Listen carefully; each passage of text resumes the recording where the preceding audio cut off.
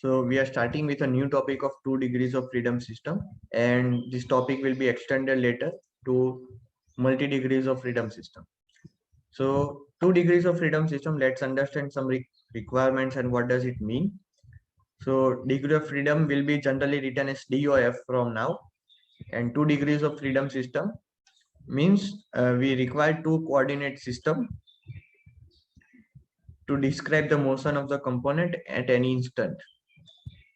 And degree of freedom can be directly found. The general formula will be the number of mass in the system we have into the number of possible types of motion of each mass which can occur. So let's look at an example to understand that formula. So this is the mass we have, and there are two springs.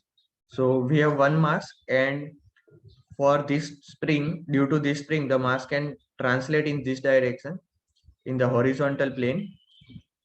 So because of this spring, the mass will vibrate in this, and due to this spring, the mass can vibrate in the vertical direction. So there are two types of motion which are possible for this mass. So we have 1 into 2, that is 2 degrees of freedom system. And we can also look at this.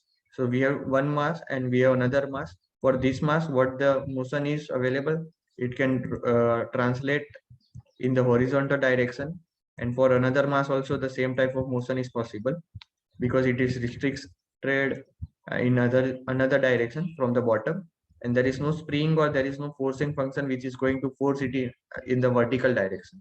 So it has only horizontal motion possible.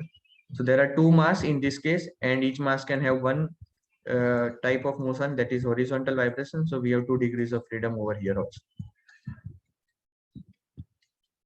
So how to solve a general problem related to 2 degrees of freedom? So first is to calculate the degrees of freedom. Then we need to define the coordinate system we want. So there can be different types of coordinate system. All coordinate systems place are true. I can place some different types of coordinate system. You can place some different. Then we need to give some excitation, some force or some displacement to the system. That is, we can assume x1 is less than x2 and both are greater than 0 or something.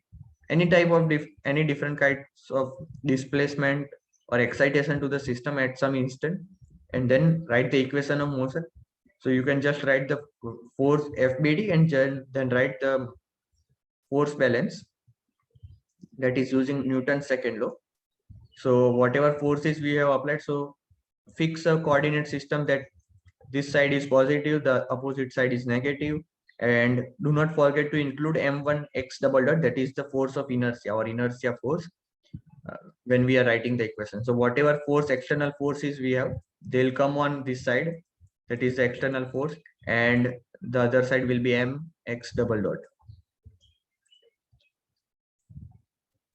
And if we have multiple mass, then we'll have multiple equations of motion where we have x1 x2 double dot such. So the number of mass will determine the number of equation, and the number of degrees of freedom will determine the number of